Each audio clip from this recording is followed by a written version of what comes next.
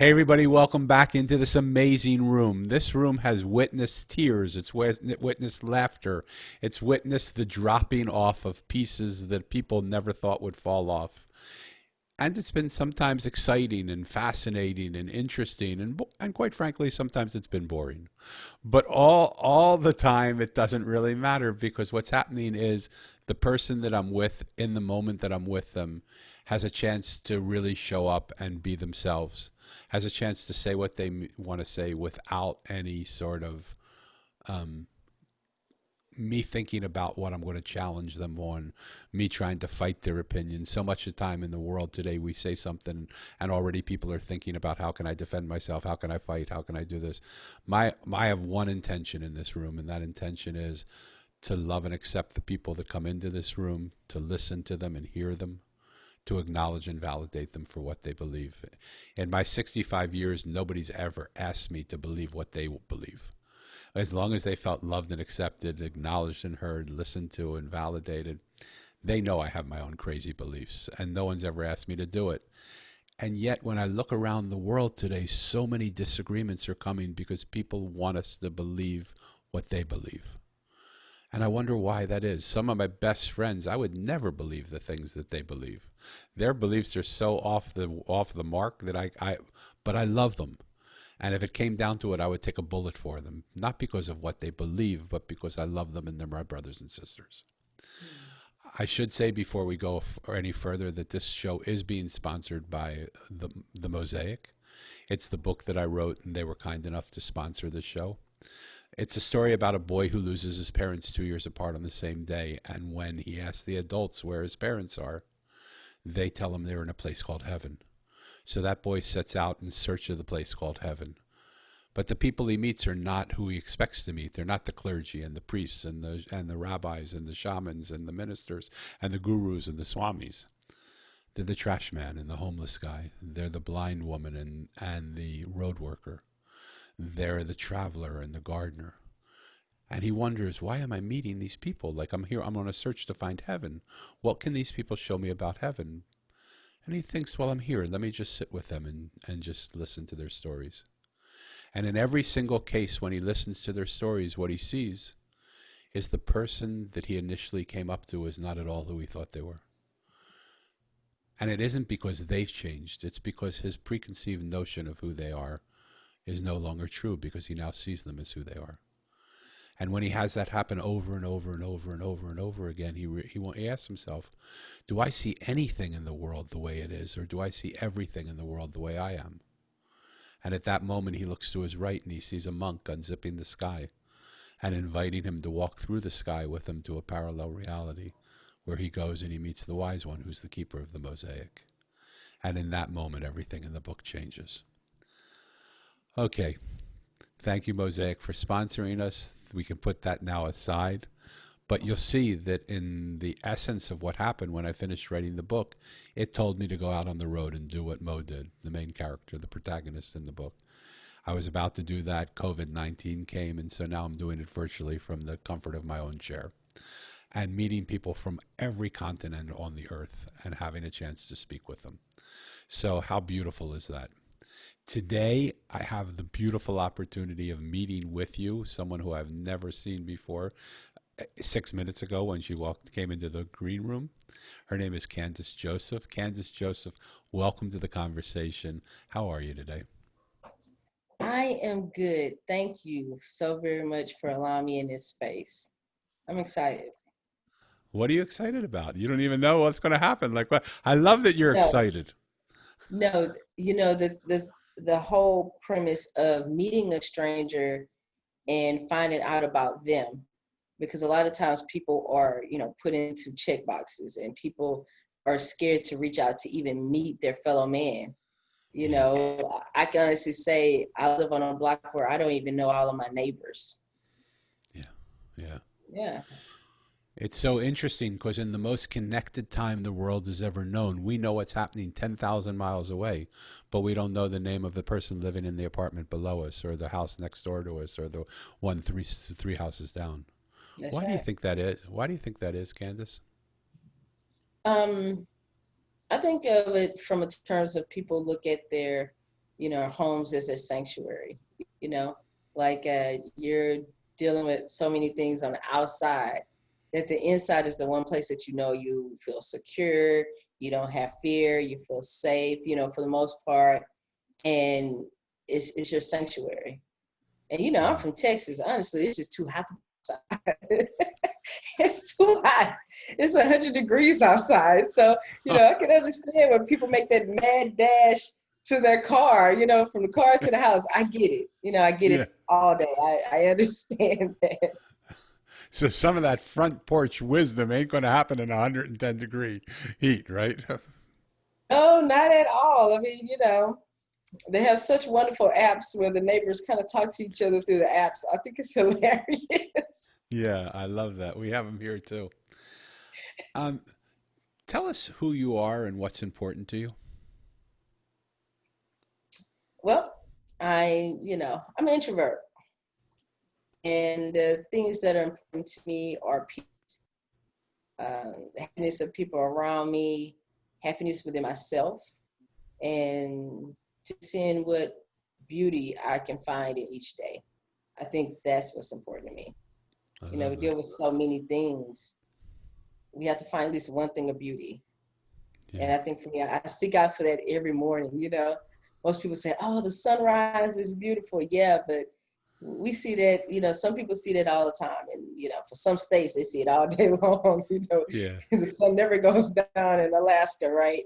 So uh, I try to find that thing of beauty, but I believe in peace. Like, I like peace, and I like to see people happy and fulfilled. I think So that's what I love.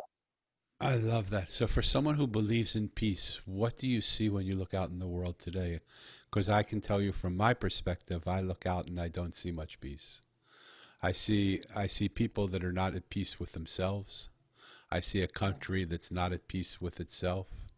I see people that don't even know themselves, really. I mean, they've taken so much time to know everything around them and try to showcase themselves as this or that. And Yep. I love when I speak to people and they tell me about who they've been 25 years ago.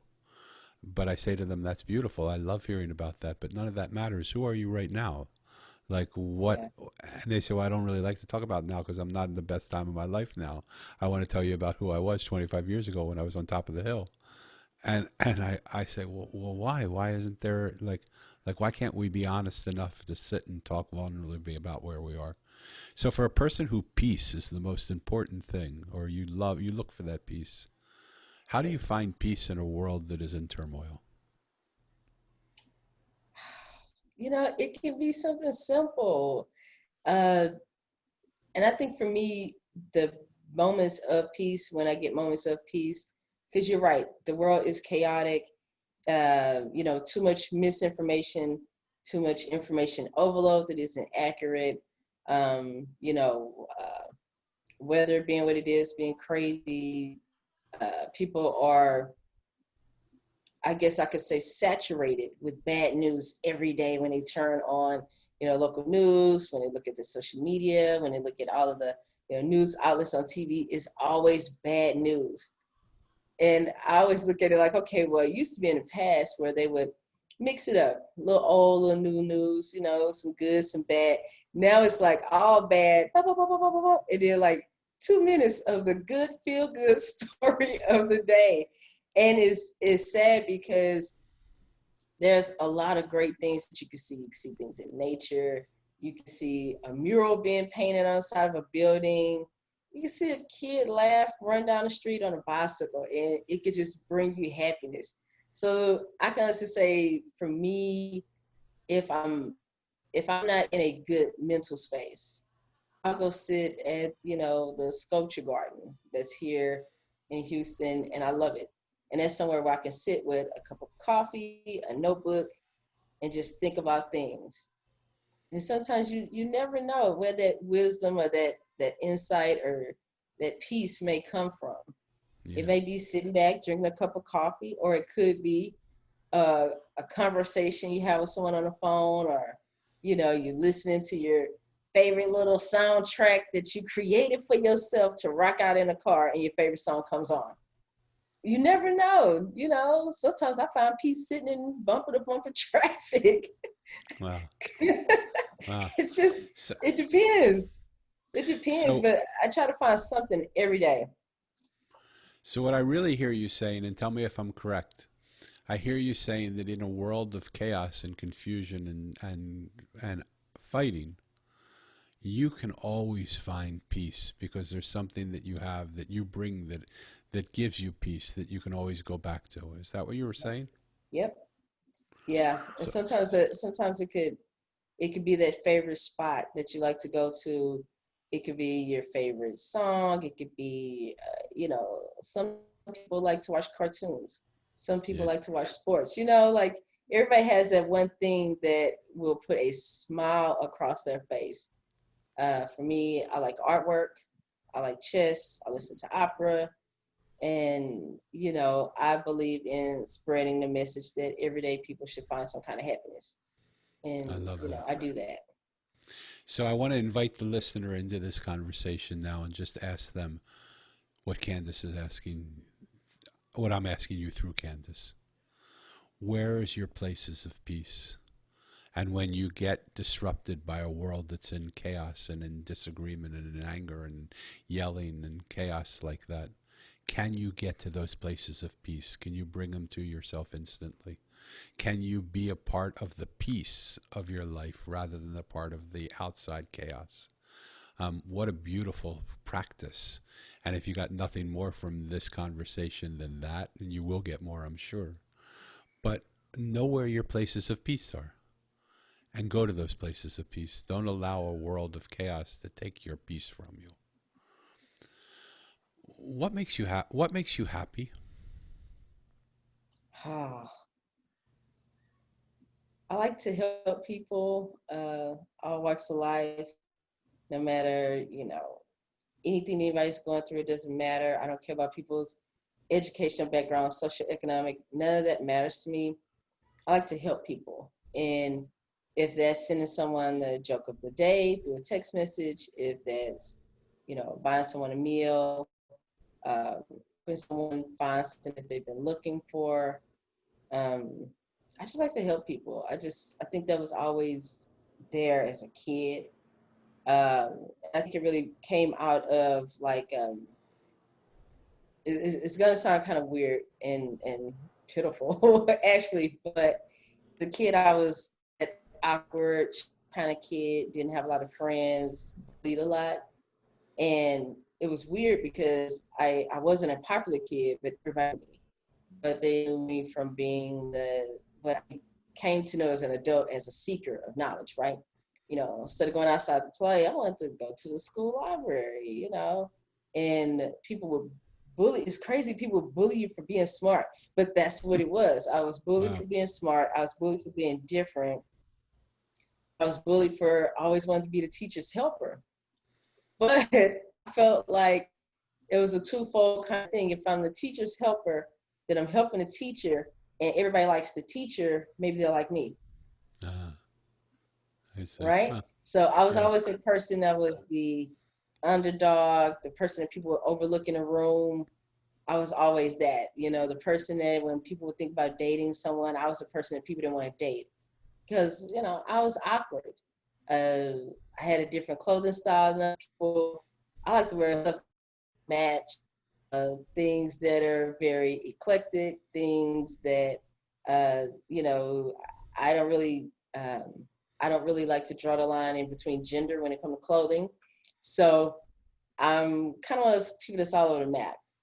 And then when you're a third grader carrying around a briefcase, I can't be upset at the fact that I was bullied as a kid.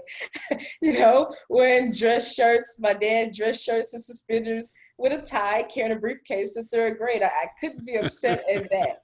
But I think for me, when I used to make connections with people as a kid, it would be to help them with the homework or help them in the library find a book. It was stuff like that. So it's kind of like, oh man, people like people that help people. And the thing about it is that that was really truly my personality all along. But I do understand the beginnings of how it happened. But for me, it was one Yeah. of those things like when you help someone and you see them smile, and just to hear the words "thank you," Yeah. that was I it. It love that. does it. It just does it for me. I don't know. It just does it. I don't Well, know. you can feel it. You can feel it in every vibration of your body, every cell. Yeah. Because when you see it in your body. And it's interesting because you already really answered the question I was going to ask next. Because I was on a podcast, and my mission is to help people to listen better. And the guy who was interviewing me wasn't the sharpest tack in the book. He wasn't, but he asked probably the best question anybody's ever asked, which is, why do you have such a need to have people listen? Did you not feel listened to as a kid? And I did feel listened to, but my parents passed away early, and so I missed them, and so I didn't hear, though they weren't able to hear me in a way that I wanted to, and so I think that made me want to have other people hear. And so when you say it might sound awkward or pathetic or all that, it doesn't sound awkward or pathetic at all. It sounds so real that because it was your life experience, that you would naturally want to give that you didn't have to other people. What a beautiful thing to do. I just If, it just, and I think it snowballed over the years too. Like yeah, the giving spirit and how I just moved through life. You know, I'm not one of those people that's happy, happy, joy, joy all the time. You know, I have my moments too. You know, I might scream, sure. I might, you know, have those outbursts, but then I have to think about it. Something beautiful happened today. What was it? Yeah. Okay, I haven't found it yet. You know, let me, and it's weird because I don't go to sleep at night unless I'm at peace, Wow. unless I found that thing of beauty, you know? Um, and I just believe in spreading that because Yeah. it's so much suffering, you know, that goes on. And I think a lot of what I feel now has always been there. And then when I became a Buddhist, I think that it excelled my need to help people. And it just it saved me for myself Yeah. because I think I went through one of those periods where I was self-destructive in everything. Like I couldn't find any peace anywhere, any beauty anywhere. You know, you switch jobs, you change your phone number, you disconnect from family and friends. It was like no matter what I was doing, I never could find the peace, and I never could find the beauty. And it was like, okay, well, where is it? Where is it? Where is it? And then one day it was just like, okay, it's inside of you.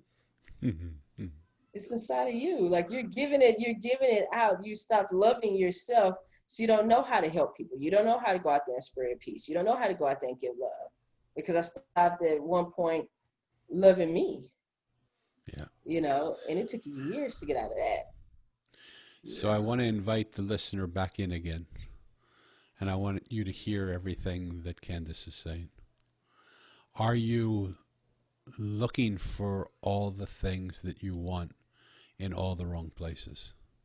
Do you even believe that everything you want is inside you? The love that you want, the joy that you want, the happiness that you want is inside you. And if you do, how are you finding that happiness? What is your mechanism for going inside? How are you moving to that place within yourself where even if the world outside of you is full of unhappiness, you can find your own happiness? I want you to dive, if you can, deeper into that moment, because how does someone who is unhappy with everything, it has no has peace, can't find peace anywhere, how do you suddenly go from that place? Because this is so important. We get potholed in the places of our life that we think we'll never get out of. We're going through a hard time. We think the hard time will always be there. We won't ever be able to get out of it. We go through a place where we feel like people misunderstand us. People never understand us. We go through a place where we don't feel peace. We'll never feel peace. But you left that place. How did that happen? If you could like with a microscope go in there and sort of lead us through, because I'm sure people here listening, there are people here that are listening and are saying, I don't know how in the world she would ever do that because I don't feel that at all. Well, I think for me it became obvious to everybody else around me that I was unhappy. You know, I was still going through those motions of um smiling and helping people, and just going through my normal day to day. And one day I was kind of like, okay, you get to a point where you look in the mirror at yourself, you don't like who you see, you don't know who you are. It's a problem. And so I didn't really, I thought about it, but I thought about it on a very surface level. I never thought of it as an internal thing. How can I look inside of myself and bring me out? How can I break me free of me? It was more so of a friend of mine said, hey, you're playing that role really good. The mask is cracking. I just want you to know that. And sometimes when someone else points something out to you that you thought you were masking, like you thought you were hiding it, and Yeah. nobody knew that you were on this turbulent road, and somebody says, hey, I see you. I look at you and I see you. You're unhappy, you're this, you're that. And I was like, okay. And it was so weird. Like I avoided people for a couple of days, like shuffling my feet, looking down, like, well, man. Well, if I'm looking at them and they're looking at me and can they see me? Well, let me put my head down because I don't want them to see me. I think for me, it became one day where I had to take up for myself. How is it that I'm taking up for other people and helping other people and bringing other people some type of peace or solution to a problem, but I couldn't solve my own. Pause I there for wrote a out a minute. list. Pause there because I want to hear. I want to hear that because so many times one of the pandemics that I think is going through this world, not COVID-19, not colorism, all those things are true. But it's the pandemic of serving other people and forgetting to serve yourself in the process. Giving to everybody else but ourselves because we don't feel worth it or we don't like ourselves. How did you make that switch where you realized, hold it, I've been given to everybody else but myself. I want to give to myself and I'm worth giving to myself. Because you looked in the mirror moments before, or however long it was, and said, I don't like this person. So why would you give something to someone you don't like, right? What changed for you? What allowed you to have that moment? I it's very okay. So it's it's a it's a great moment when you look back on it. It's one of those things that you look at your life as being a highlight reel or something. Yeah. I I wrote down everything that made me unhappy about me, and I wrote, Candace is the problem. What's the problem? So I wrote out a list. Then on the other side, I said, what are the solutions? And for about a week, I had a question mark on the side, like one big question mark. I had all these tick boxes. This is wrong, this is wrong, this is wrong, bullet points. The other side, it was like I had no solution. And I was looking, it's weird when I think back on it. I was looking at stuff about like Tai Chi, how to do Tai Chi in the park. But then I start thinking, okay, you're handicapped and you walk with a cane, you have a noticeable limp. You can't do Tai Chi, you can't do yoga, you can't do all those traditional things that people say, okay, bring about endorphins, fill up your happy bank, So I was like, well, man, okay, well, I can't go the traditional route. I'm going the food route. I try to sleep enough when I can, I don't really sleep a lot. And I try to eat good food. I try to do all those things, but it was like something was there. And one of my friends said, hey, come me down to the Buddhist Center, let's go hang out. And for months, I've been invited, just come hang out, just meet the people. And I was like, organized religion has not been my friend over the Right. years. It has not. I was like, I consider myself a spiritual person and I just want to float through the earth and, touch lives where I can, impact where I can, try to find some happiness.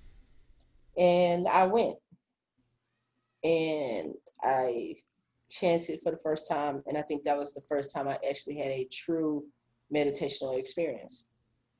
So when you And started to chant and you had a true meditation experience, what was different? What is it you felt? I smiled for the first time in 5 years and it was genuine. Wow. And what brought on that smile? Like, this is so important because I want people who are not in the place that you're at to understand and to see and to feel that the moments that we're in are just the moments that we're in, that one moment later something can happen, a connection can come, a mosaic piece, one piece can connect to another to open up a whole new world for us of something we don't know. And we don't even have to understand how it's going to happen or why it's going to happen. We just have to allow those connections to happen so that when they do happen, we're allowed to see something.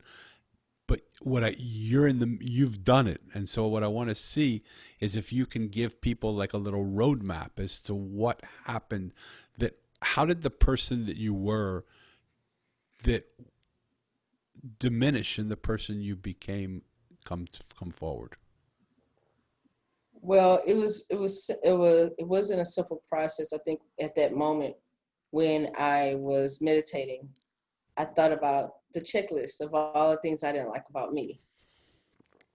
And I started thinking to myself how, you close your eyes, you're breathing, you're doing the whole thing. And then it's just like the picture became clearer to me that the only way that I can offer a solution to the problems that I felt were within myself and to be able to break free, I had to forgive myself.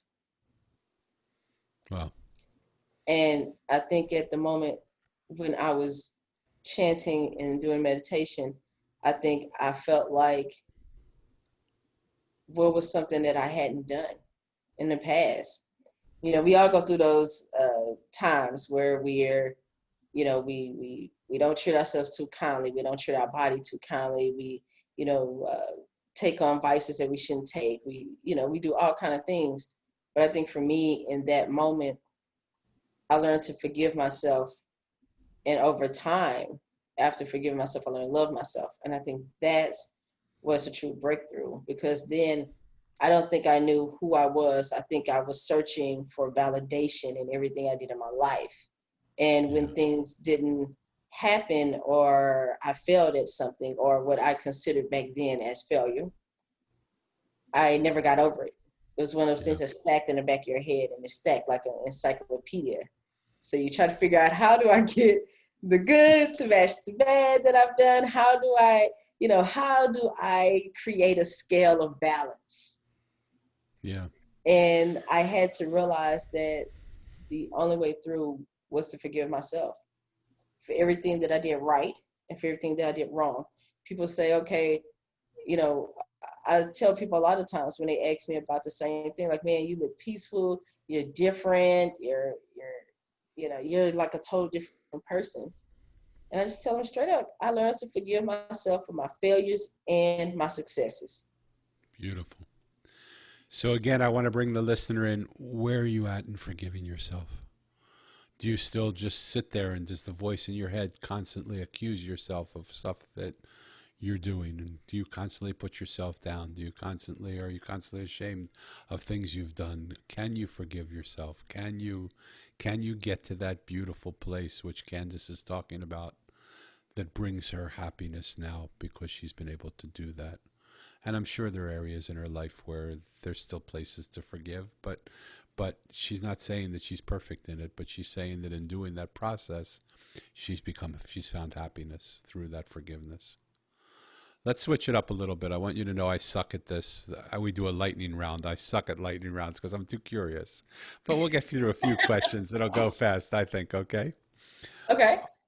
Are you a dog or a cat person? Dog, Coffee or tea? coffee, Coffee, good. Would you be considered a conservative or a liberal? liberal, Would you say you're shy or outgoing? shy. Would you say you've always fit into the world or have you always felt a little bit different? I always feel different. Still do. Yeah. It's one of the things that in my questions, I told you I suck in this, so here's where I'm going to go off track. But in the data that I get from the questions that I'm asking, because I've asked hundreds of people these questions, I would say 95% of the world feels different, and that totally shocked me. I thought 95% of the people that I'd said would say they fit in. because we're all struggling so hard to fit into a world. And it means we're not accomplishing what we're trying to do because we still feel different. No matter how hard we try to fit in, we're not doing it.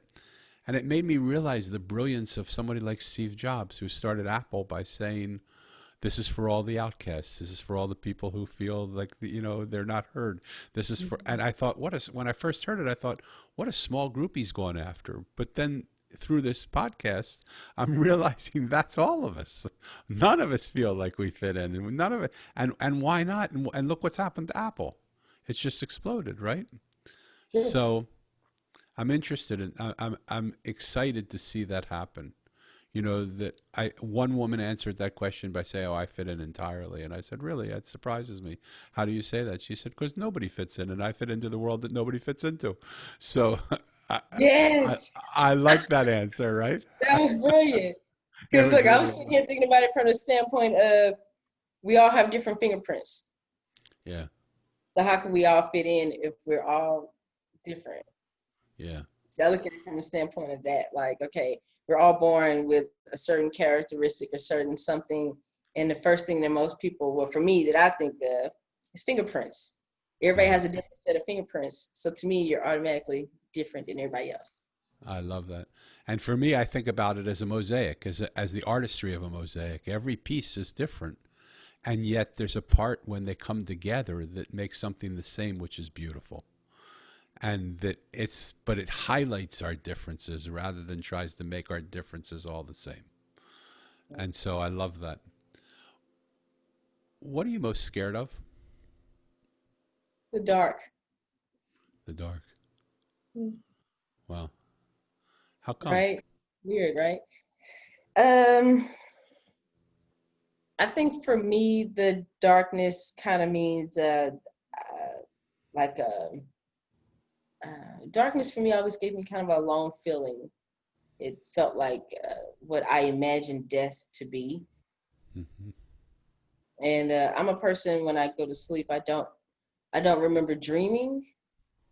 So it's kind of like I go to sleep and then you hear the alarms go off and you're up and you're like, okay, did I even go to sleep? Wow. But I am a person, yeah, I'm scared of the dark. It wasn't one of those things where, you watched a scary movie as a kid and someone's gonna come get you. I think for me, the darkness was something that I I've never really gravitated to. I wasn't one of those people that like to turn off all the lights in the room and lay across the bed or lay across the floor and just think. That was never me. Huh. Um, yeah, so I always look at sleep and darkness is kind of like death. So is your practice of Buddhist meditation an open eye meditation or a closed eye meditation? It's I think for me it's open eye. It's Open open eye. eye. You have to focus. You have Gotcha. to be able to focus and go beyond just what your eyes see. So I love yeah. that. Because I was going to ask you, how does someone who's scared of the dark close their eyes to meditate because it's only dark? But you have an open eye. You found a practice that allows you to go to where you're right. I Yeah. love that. And I want people to see that and highlight that because how beautiful. Yeah. But I'm learning to understand why I don't like the dark. Like I like lights on. My electric grill is like why, and I have the TV on, either some kind of documentary or something in the background. Um, um, I always looked at nighttime as that scary thing that's gonna come in, and if I close my eyes, am I actually gonna wake up tomorrow? I think that was the thing I've always had in me. So it's like every day is kind of like a race. Wow. 24/7, right? What can I complete in this day? And I'm learning to sleep in the dark. You Did know, did something I'm learning. happen to you? Did something happen to you in the dark when you were younger? Nope. Just never. Just Just I like noise. I guess maybe that's the thing. Maybe I like noise. Maybe I like sunlight. And I think it helps with my charge because I'm an introvert. I am an introvert. yeah. My room is my sanctuary. Sometimes my car is my sanctuary. It's a place where I could go, listen to opera, think about all the reflections of the day, good and bad. How did I play a part in that? And I just think that's what it is. So for me, maybe it's the light of the room that energizes me, that gives me some kind of energy. So when everything is dark and quiet, it's like I feel like I have no energy. Like I'm I wondering understand. next. I love that. And it's so interesting to have these conversations because for me, my peace comes in the dark. I close my eyes. I was a monk for 10 years. And I would close my eyes and sit in my meditation. And everything in the world was quiet. And I could just have the presence of hearing the voice inside me speak. And it was my moment of falling in love with my beloved that made me just long to be with my beloved more and more. So it's just so interesting the way we come to the peace that we come to, and that's the beauty of it. So of everybody has their own walk to go and our own Yeah. journey. What are you most excited about?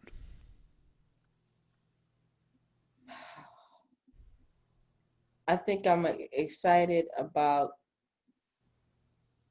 every day, every minute, because I've had a lot of trials over the years where now I feel like I'm at the part of my life, like all of it's been good. I can't sit there and say, oh, I grew up in a broken home. I did this. I had to, I was homeless. I can't say any of that. But what I can say is that the next phase of my life, like the next 40, 50 years, every day I think of it and I smile.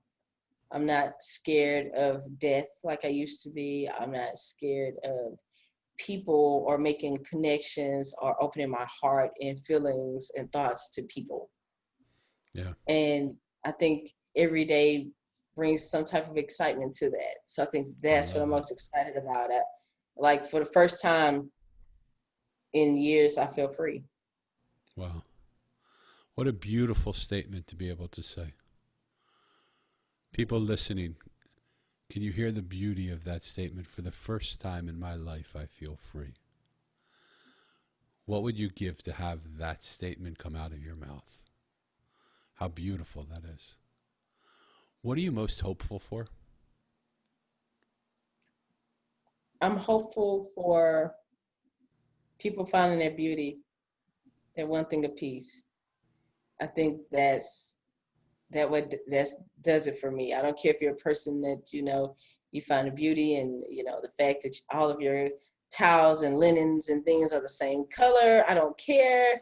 I don't care if you you find your happiness in a pet or a book or like your favorite recipe. I just want people to find that peace. It's so freeing. It's great, Yeah, and it's helping me overcome things that I didn't think I would ever do. Like I'm in some ways becoming fearless. And sometimes I sit back and reflect, like, how did this happen? But then I have to sit there and think about all of the great things that have happened since I found peace in my life. It's like, yeah, every day I don't have a great day. I don't wake up and say, oh, it's sunshine and rain and ah. I don't do that. Sometimes I get angry, I get mad, I, curl up in a ball and cry. Sometimes I might have that meltdown and then I have to remember, forgive yourself. It's okay. yeah, Every yeah. day isn't going to be great. Like, we're human and people think about things as, oh, well, I am me and you are you and I, me. But sometimes I think about it, what if we all really practice the word we? Yeah, I love that.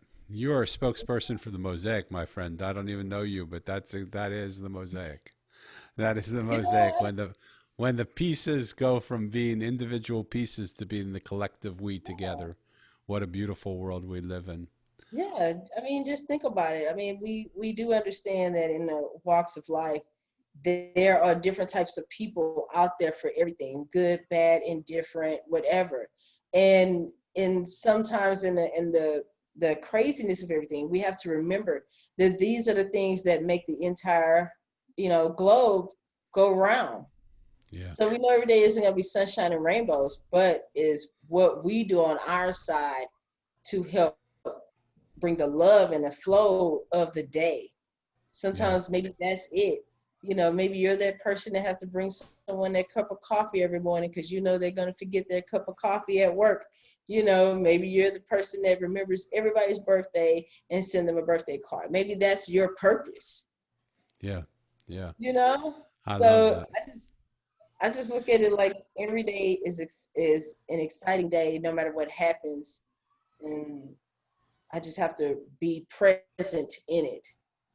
Because a lot of people they float through life and they're not present. They're just here. They're taking up space. They don't know. They're just, okay, well, I get up, I go home, I go to work. Yes. But we all individually can make some type of impact Totally. daily, you know, I love it. Would you say you're a giver or a receiver? giver. So I want to drill down into that a little bit because in my experience of people, I'm a giver too, and so I'm talking to myself in the mirror right now also. Um, in my experience of being a giver and people who are givers, oftentimes I find they have a very hard time receiving. They're so used to giving that it's hard for them to receive. Is that true for you? It is. It is true because I think I'm working through that. When someone does, I think in the past I used to have a paranoia about someone giving me something. Even though I, give and give and give, when someone gives me something, it's kind of like, okay, what's the underlying meaning of this? Why Right. is this person giving me something? Why did they buy me lunch today? I don't understand. So I had to, I had to really wake up and realize that if I see the worthiness in other people to help them and give to them, then why should I be shocked that someone sees the worthiness in me to give to me? Yeah. I love that. I'm still learning. I'm still learning. Yeah. Sometimes I'm like, no, and then I'll PayPal someone. That was my half of lunch. I'm still learning. I'm still learning, but it's good. A it's a good feeling. It's I love to give. I love to, and I think that's one of those things. You know how they say like people had it the love language. What's your love language, right? Yeah. Yeah. So I believe in acts of service. So for Yeah. me, I had to realize that I'm an act of service kind of person. Whatever I can do to do something for someone and it makes their day easy, cool. But then I had to learn how to accept acts of service. Yeah. One of the things that really helped me a lot in my own ability to receive and start to receive, because again, listening is the act of receiving, talking is the act of giving. And in order for me to receive, I had to learn to listen more too, is I had to understand how good it feels for me when I give when I give someone something that they need, and how I feel so good about that, and how nice it would be to allow somebody else the opportunity to feel that same thing by giving to me something that I need, and receiving that and allowing them to experience that beautiful gift of giving rather than them giving and say, no, I don't need anything, thank you very much, you give it to somebody else, right? Which is what I would say over and over again. It's so interesting. Both of these are important. But for you, I want to know what's important most for you in this moment. Not right here in this room, but in this moment of time. Is it more important for you to have a platform for you to stand up and say what you want to say and be heard? Or is it more important for you right now to create a platform for other people to say what they want to say and be heard? And I think the way I ask the question, somehow it seems like it's more altruistic to listen to other people. I don't want that to be the case. I want to know, just for you, do you have something you want to say that you would like to share with people and that's important to get out? Is that, or do you have something, do you believe that in listening to others, this, for right now, that's more important to you? So for me, that question, I like that question. You what? I believe in creating a platform. I think that creating a platform for other people to speak is most important. And the reason why I say that because, people always talk about marginalized, communities, but in a sense, in some area or way, we're all marginalized. You know what I mean? Yes, yes, And I think that sometimes when you go out there and you get those hidden gems and you find a hidden gem, you want people to know the hidden gem. Like, yeah, yeah, people should know about you. So for me, I'd rather create the platform for people to show who they are, show their awesomeness. We're all different. Like I tell people all the time, introverts unite. So yeah, totally. I like to create a platform to that because I'm a person. I fit into a lot of marginalized categories, and why not create a space where people feel, you know, respected and Yeah, heard. And the thing about it is that I'm one of those people. I don't care if it's 50,000 people listening or two. You can make impact anywhere you go. So totally, why not give people that space? totally. So I want to thank you for just blowing my whole concept. No, I'm teasing you because again, one of the data points that I'm shocked at is I created this show because I felt people had a voice and they weren't getting a chance to speak their voice. And again, a large percentage of the people, at least maybe it's the population that I'm drawing to myself, are saying that what's more important for them is to create a platform for other people to speak. I just want to ask you one more time because you're an introvert, because you love to give so much. Of course, you like to give that platform. Does that cover up the fact that you want to have that you have something really important to say that you really want to say, but maybe you don't feel like you have a right to say it or you're good enough to say it or any of that? Because you live in a marginalized world and you feel marginalized. And Yep. who's going to know that if you don't stand up and talk about it and speak it? Well, I feel like when, just like you said, when people talk, you listen. When you talk, they listen. So I feel that if people that are those hidden gems get to speak on things that are important to them, not only am I able to gain wisdom from listening to them, Yeah. but maybe I can include insight in some type of way. But I do believe in speaking from a place of strength and knowledge. I never speak from a position of something I don't know. And I feel like with certain realms, we can all help each other be better. That's the whole point. When you think about it from grade school all the way through to college, the whole point is to be better, is to Yeah. excel, to push forward. So if I can help with the knowledge that I have on certain things to push someone forward, and they're speaking with me and I'm listening and I'm intaking their words and their wisdom, think about how much more powerful of a society we'll be.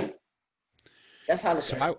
I would like to offer you a reframe, not because I disagree with what you're saying or want you to think what I'm saying is true, but because I just want you to see something differently if you choose to. Okay. What if our input had nothing to do with making someone better? What if our place in life had nothing to do with making someone better because they didn't need to be better? Maybe they're just perfect the way they are. What if just the beauty of being with another person and loving and accepting them and holding the space for them to be themselves allows them to become themselves, which isn't better or worse than the version they thought they had to be. It's just different, but it's themselves. And do you hear what I'm saying? I do. Rather than living in a world where we're all trying to help somebody be more, better, fix, change, create, all that stuff. What if we didn't live in a vertical reality anymore where we help people and fix people and change people, but we lived in a horizontal world where we just loved people and held people, and in coming together and being together, we become all more than we are. Then I have to say, now I have a lot more new friends. There you go. There you go. I love that. I love that. That's it. That's it. I Um, have a lot more new friends. I know you don't look for a platform to speak on, but I want to give you one because that's what this show's about. I want you to take 2 minutes as the show's winding down.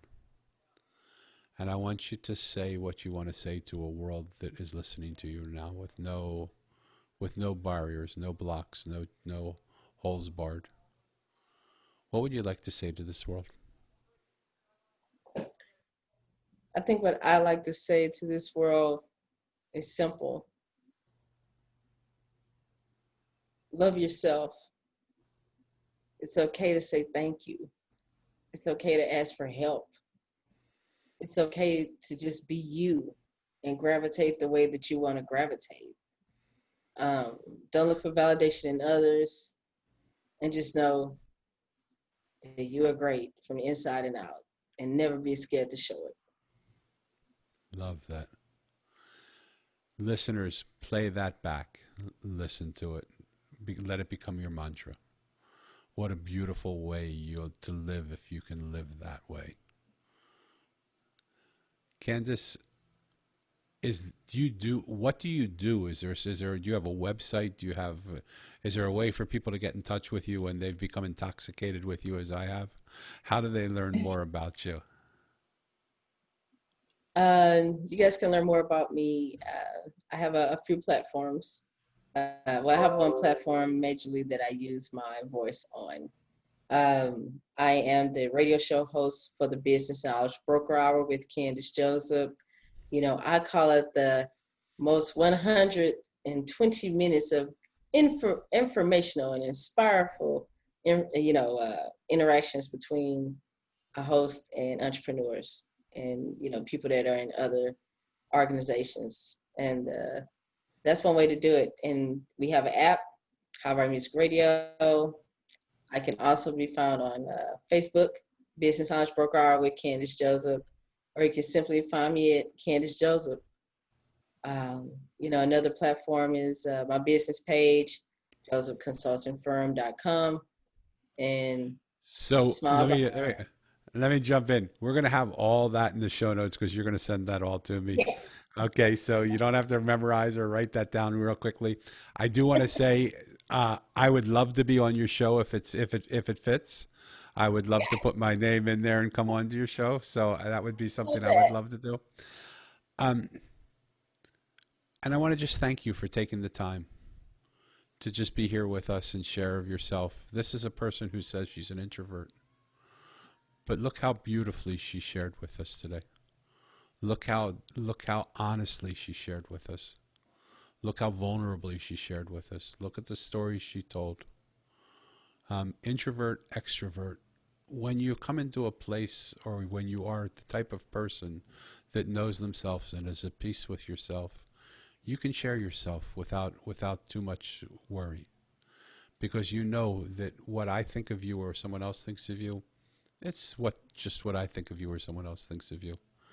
But what you think of yourself is so strong and so good and so peaceful that you don't have to worry. You don't have to be slide by what someone else thinks or feels. So if you want, I really recommend that you listen to Candace's show. I really recommend that you look at her social media links, her website, that you get familiar with her. What could be better than two strangers who didn't know each other having a conversation in front of other strangers who don't know either of us, and us coming together to do work together, to listen to each other, to serve each other, to love each other, to be with each other? How could that be anything better?